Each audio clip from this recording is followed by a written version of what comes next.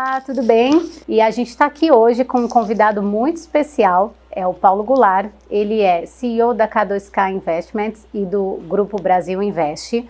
Ele é empreendedor, economista e um convidado muito especial que veio trazer questões relevantes para agregar a vida de vocês. Tudo bem, Paulo? Tudo bem, e você? Tudo bem? Tudo bom, muito obrigada. Eu que te agradeço, prazer estar aqui com vocês. Obrigado pelo convite. Vamos lá, a gente vai fazer a primeira pergunta para ele. Paulo, você como executivo e tendo uma carreira sólida, o que te fez mudar de opinião e empreender, abrir os seus negócios, e como foi esse caminho? E se foi uma decisão difícil de ser tomada, o que você pode contar para a gente? Eu vou resumir porque é uma história longa, né? Eu sempre trabalhei no mercado financeiro, sempre fui executivo em bancos, comecei a vida muito jovem em bancos, na minha época, não é da tua época, mas era da época do overnight, do open market, e eu tive boas oportunidades que eu soube aproveitar. O mercado financeiro, ele te dá uma visão 360 graus sobre tudo, e eu aconselho todo mundo a ser do mercado financeiro ou ser advogado, focado em negócios, né? Enfim, porque são atividades que geram muito resultado para as pessoas enquanto executivos ou enquanto empreendedores, né? E você tem um risco cíclico um pouco diferente do que tem a atividade industrial, do que tem a atividade comercial. Você não está tão sujeito às intempéries que a economia brasileira vive.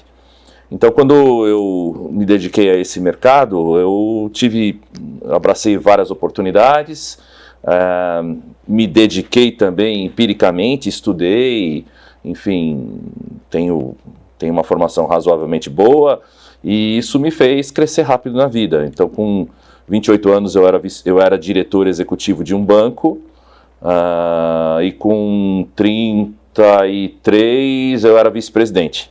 E na minha época, com 33 anos, hoje eu tenho 51, já era uma diferença nessa idade eu ser um vice-presidente. Só que eu enxergava que aquilo era um ciclo, como tudo na vida. Tudo é cíclico na vida, né? Não tem nada que é eterno. Então, durante a minha vida, enquanto eu fiz a minha carreira, eu sempre planejei a minha vida, com 5 anos de antecedência. Claro que nada é do jeito que a gente quer, mas você constrói o teu futuro, você constrói a tua vida, né? Nada é por acaso. Então eu fui plantando isso e apareceram várias oportunidades e chegou um momento em algum momento, de eu desligar o meu ciclo, quebrar um ciclo, porque eu era vice-presidente do banco, eu já era um dos sócios, um dos acionistas, eu já tinha batido a cabeça no teto, porque acima de mim era a família. Então eu decidi que a partir daquele momento ou eu virava presidente de um banco ou eu viraria um empresário.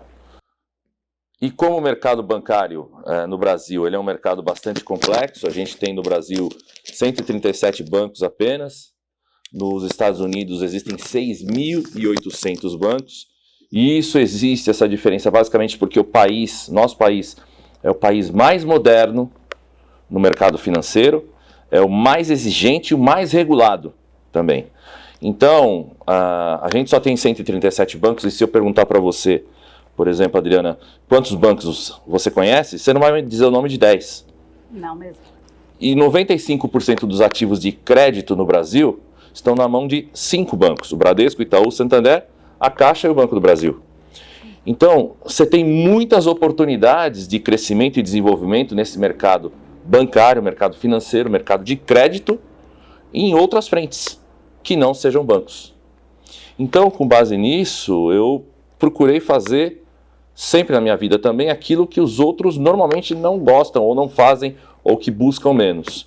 E isso acabou dando certo. Então, surgiu uma oportunidade em cima de reestruturação de empresas, estruturação de empresas, negócios focados em mercado de capitais, que no Brasil é muito incipiente, porque assim como a gente vive uma democracia, mas com até o governo do PT com uma ingerência razoavelmente forte, né, em questão de regras, em questão de a gente ter marcos regulatórios.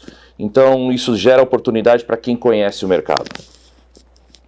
e eu decidi que em um tempo X eu me desligaria de banco. E foi o que eu fiz. Eu pedi demissão e montei uma boutique de investimentos focada em estruturação e reestruturação de empresas, trabalhando para bancos.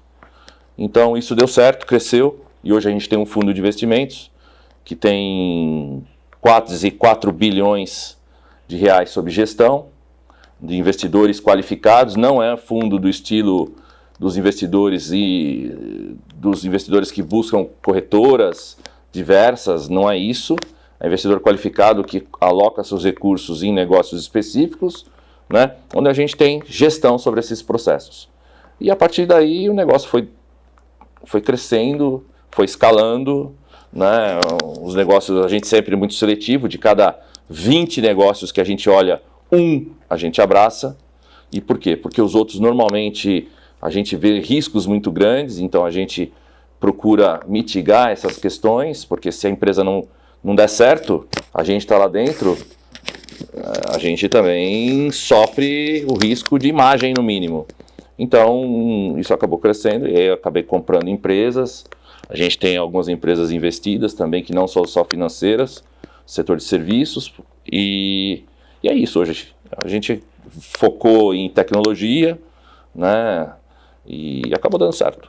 Em síntese, faz 8 anos que a gente está aí com o negócio e está indo muito bem, graças a Deus. E aproveitando o gancho, então, que você está falando sobre investimentos, quais os aspectos que você julga mais importante, que você observa numa empresa, seja num negócio, para você investir o seu dinheiro lá?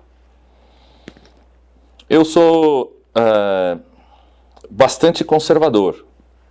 Eu não sou um cara eu sou tomador de risco, claro, senão não seria empreendedor, mas eu sempre busco o risco calculado.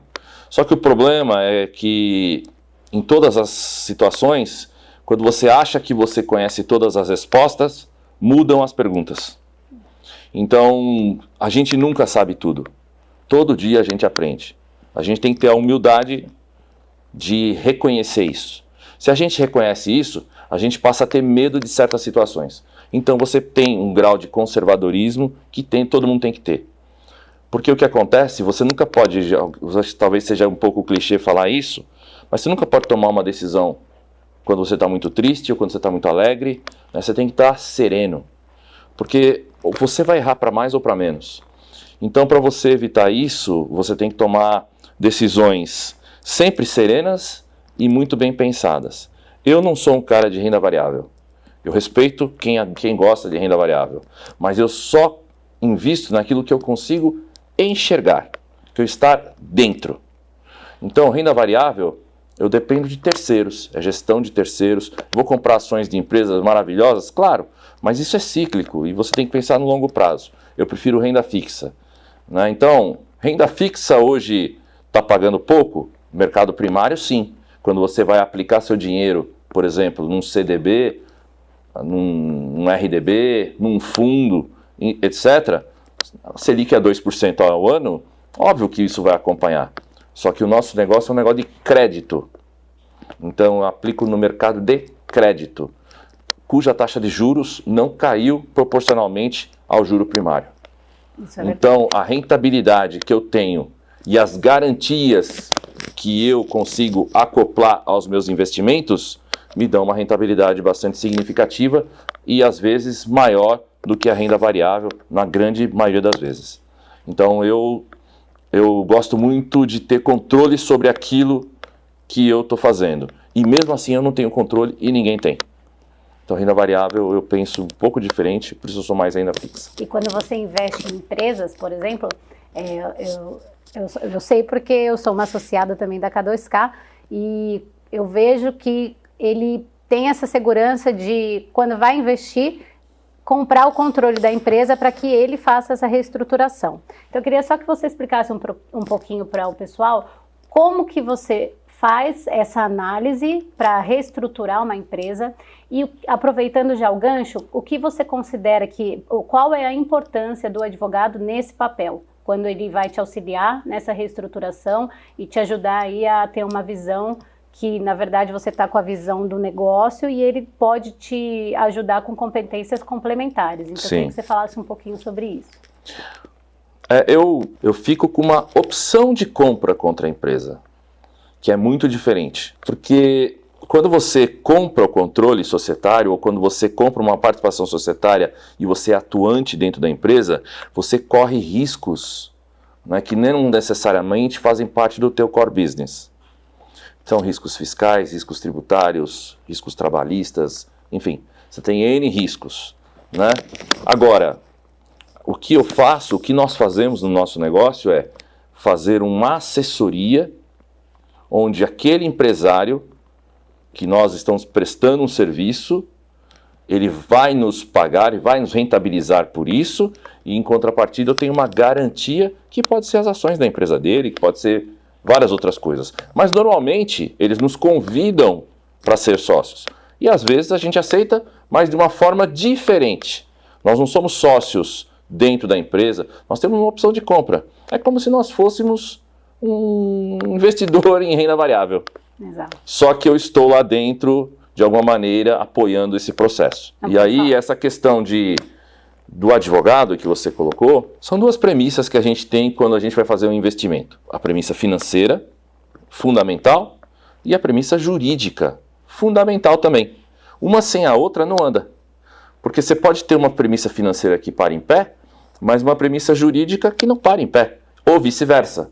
Então, quando eu faço um investimento, quando eu faço uma reestruturação, quando eu faço qualquer tipo de ação voltada para uma determinada empresa, eu tenho sempre do meu lado um advogado ou um time de advogados, sejam eles societários, trabalhistas, tributários, contratos, etc., e analistas financeiros do nosso lado. Para a gente fazer um dever de casa que seja voltado para a viabilidade econômico-financeira e para a viabilidade jurídica. Porque aquilo que você está enxergando nunca é, na prática, o que você vê. Às vezes, nunca. Um dia antes de assinar um acordo gigantesco, um sócio resolve não assinar, ou acontece alguma coisa que você descobre ali e aí vocês têm que contornar, né? 2 mais 2 nunca é 4. Nunca, infelizmente nunca. É verdade. Pode ser 3, pode ser 2, pode ser 1, pode ser negativo, como pode ser 10, pode ser 20, depende muito de cada situação, né? Mas normalmente o que acontece é que você mira num elefante e você acaba acertando uma mosca. E se você tiver gente bem boa debaixo de você, você cresce, né? Você tem que contar com as oportunidades. Não existe sorte, eu não acredito em sorte, eu acredito em competência e oportunidade, né?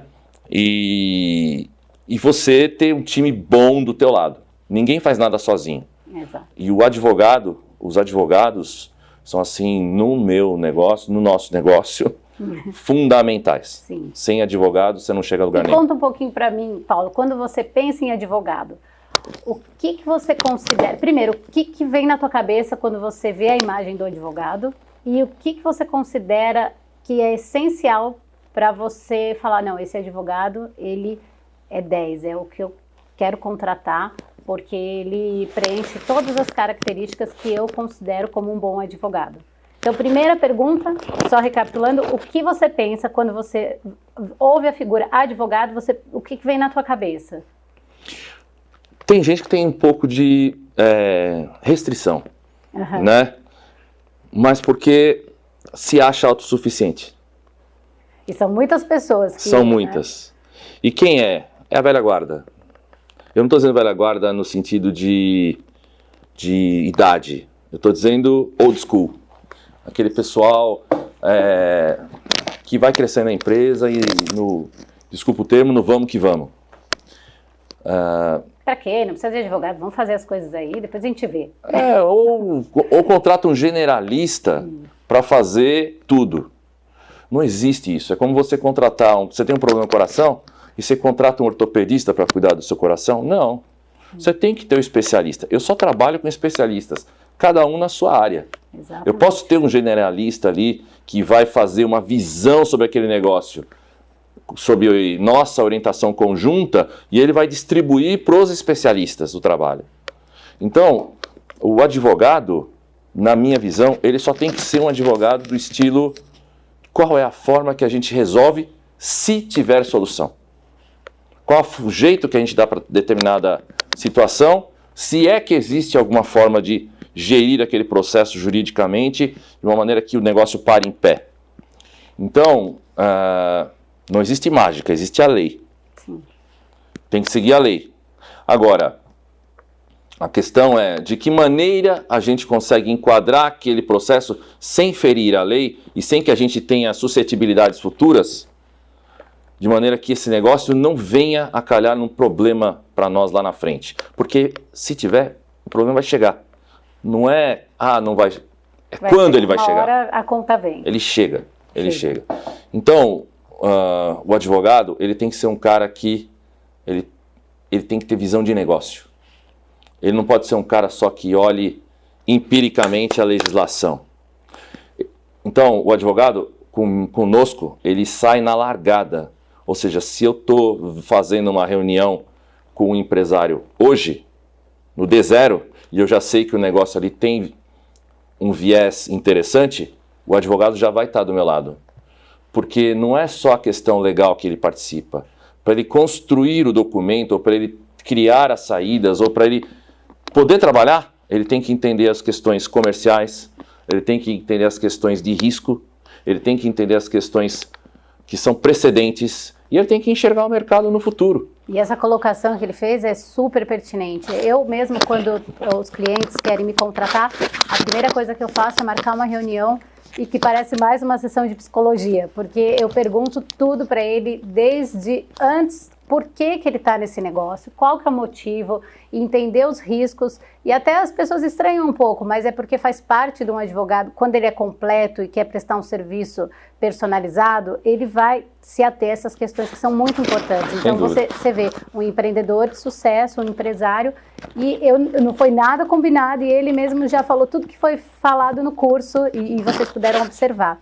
E só para a gente finalizar essa questão do advogado, você acha então que na tua carreira desde o começo, você sentiu que o advogado ele tende a ser mais pró-deal ou mais engessar o processo e criar dificuldades? Porque o que eu sinto é que tem alguns advogados que eles parece que não querem que o negócio saia, porque assim, riscos a gente vai ter, e quando a gente analisa um contrato, a gente vai ver algumas cláusulas ali que não vão agradar, mas a gente tem que ter um meio termo para poder acomodar o interesse de todas as partes. E o que você sente, a sua opinião sobre isso? Eu acho que não existe um advogado que engessa um negócio. Mas você, na sua vida prática, você já teve alguma vez falar ao advogado, não, você não vai assinar isso e ponto, assim? Já. Mas você sente que isso é bom ou é ruim? É bom. É bom porque te remete a pensar mais. Né? Eu por natureza, eu já sou um cara que não faço nada que não pense 10 vezes. Eu sou assim. Às vezes as pessoas podem achar até que eu sou travado, mas eu não sou, eu tomo risco. É um risco calculado. Calculado, e mesmo assim o cálculo às vezes falha. Exato. É normal. Então, tem advogado que, quando a pessoa acha que ele é engessado, é porque ele está indo em conflito com aquilo que é o teu interesse pessoal. Sim. E não necessariamente você está indo em... Você só está protegendo o interesse Exato. do cliente. E se você é um cara que é preparado, enquanto empresário, enquanto empreendedor, você vai dar ouvidos para aquilo que o advogado está fazendo. E se você tem dúvida, você vai com uma segunda opinião. Sem dúvida. Terceira opinião, é igual ao médico. É assim que funciona. Então, eu penso assim, primeiro tem uma questão do advogado da empatia com o cliente. Né? Até porque é uma relação personalíssima e de confiança. Né? Exato, total de confiança. Porque você abre a tua vida e os teus objetivos futuros, né? Porque, tudo bem, eu estou te trazendo um contrato de uma compra de uma empresa, por exemplo. Mas aí, às vezes o cara está interessado naquilo, o advogado, óbvio que ele quer fazer o negócio acontecer. Mas tem um advogado que é mais inteligente e fala, eu prefiro ganhar o cliente e não o negócio. Porque ele vai me buscar sempre. Então, o advogado pode perguntar, isso aqui vai te trazer que benefício no teu negócio, qual é o teu objetivo de vida, qual é o teu objetivo de carreira, até onde você quer chegar. Você não precisa mais disso, você já está muito bem. Para que você está comprando isso, assumindo esse risco? Então tem advogado que pensa assim, pensa mais lá na frente. E tem advogado que está lá para fazer o que o cliente manda. Que não pensa muito por si só, né? Só está querendo ganhar ali o dele e pronto. Mas isso, o empresário, a contraparte, ele só vai enxergar isso com a experiência. Com a experiência, assim como o advogado, né? Assim como o advogado iniciante, até deve ter bastante que comprou o curso, está querendo entender um pouquinho mais, né? Está começando, mas tem coisas que assim é mais com a experiência mesmo que a gente vai pegando no dia a dia, vendo reunião, fazendo deals, que só a experiência. Por mais que vocês estudem, que isso assim é premissa básica, se estudar, entender, ter habilidade, ter toda a expertise, porque excelência técnica vocês têm que ter para poder exercer a advocacia com êxito. Mas, além disso, a gente tem todas essas questões que a gente está conversando aqui, que são essenciais. E, enfim, só para a gente finalizar, Paulo, pensando no futuro, quais os mercados que você enxerga como mais promissores? Veja, a gente tem tendências, mas o mundo é feito de crises, né? Se você for olhar o desenvolvimento no mundo, ele ocorreu principalmente depois da Revolução Industrial. Após a Revolução Industrial, a gente teve inúmeras crises no mundo e algumas delas importantíssimas. Mas isso aí nós estamos falando um pouco mais de 100 anos. E se você for olhar lá atrás o que era e hoje o que é, daqui a 10 anos, pode ser que mude. Por exemplo, quem fez marketing há 5 anos atrás, esquece. Te dou outro exemplo melhor. Quando eu estava me formando, eu entrei na faculdade em 2002 e o pessoal que estava saindo estava arrancando os porque o Código Civil, que é simplesmente a bíblia de societário, inteirinho. Exato. Então eu tinha acabado de entrar, então sorte minha que ia estudar o novo Código Civil na época, e quem estava se formando estava desesperado. Exato. Como que eu vou fazer? Teve que estudar praticamente tudo de novo. Então, assim, é um exemplo. Vida, mas assim. É porque a vida você tem que se reciclar a todo momento. Imagina mas aí entra o médico. A adaptabilidade, né? A gente tem que se adaptar e tem que ter você tem que estar sempre estudando, porque você nunca sabe nada. Exato. Se você acha que você sabe alguma coisa, acabou a sua vida praticamente. Né? Então, olhando para isso, se a gente for pensar no hoje, você tem algumas profissões que estão em alta, todas as profissões ligadas à tecnologia. O Covid mostrou isso. Exato. Né? Tecnologia, e hoje os salários são altíssimos, maneira de dizer, mas assim, o grau de empregabilidade das pessoas que conhecem tecnicamente o negócio, os caras estão mudando do dia para a noite, vai para Portugal, vai para a Europa, vai para a Ásia, vai para os Estados Unidos, caras aqui do Brasil. Uma coisa que eu aprendi, o Brasil, por exemplo, em meios de pagamento, nós estamos 10 anos à frente dos Estados Unidos. O mercado financeiro nosso não existe no mundo igual ao nosso. Então, tecnologia é um exemplo, medicina é um outro exemplo, Covid voltou a provar, todo dia a gente vê aí, né, antigamente você fazia cirurgia invasiva, cada vez menos está acontecendo cirurgia invasiva, né, e os profissionais de medicina também não falta emprego, né, e os profissionais de mercado financeiro, Sim. com todo o respeito, né, porque eu sou desse mercado, nem posso falar diferente disso, né, e aí quando você fala de mercado financeiro, você não fala só de economistas, você fala de advogados, né, você fala de administradores, você fala de engenheiros. Por quê? Porque no mercado financeiro tem grandes engenheiros. Os principais banqueiros que passaram por esse país eram engenheiros. Eu não sei se vocês sabem, mas eram engenheiros. Eu conheço fundos de investimento, principalmente fundos in distress, gigantescos, que os CEOs são advogados. Então adaptabilidade, enxergar lá na frente, né, e se antecipar a esses movimentos de mercado. Então para isso precisa estudar, ler muito e ter network. Isso é muito importante. E você sabe fazer bem network, eu sei que você também estuda bastante, né, você é uma pessoa que eu vejo que vai ter muito futuro, você é uma advogada jovem, mas você vai ter muito futuro ainda, você já tem, né? é uma empreendedora nata, e eu admiro o teu trabalho. Então, eu vejo dessa forma. Agora, amanhã, difícil dizer, né, o que é amanhã. Existem tendências, né? Nanotecnologia, o negócio tem crescido muito, enfim, e por aí vai. Mas o conselho que eu dou para as pessoas é que as pessoas têm que definir um misto entre gostar do que faz e ganhar dinheiro. Não existe, eu gosto daquilo, vou fazer aquilo, e esquece a parte financeira.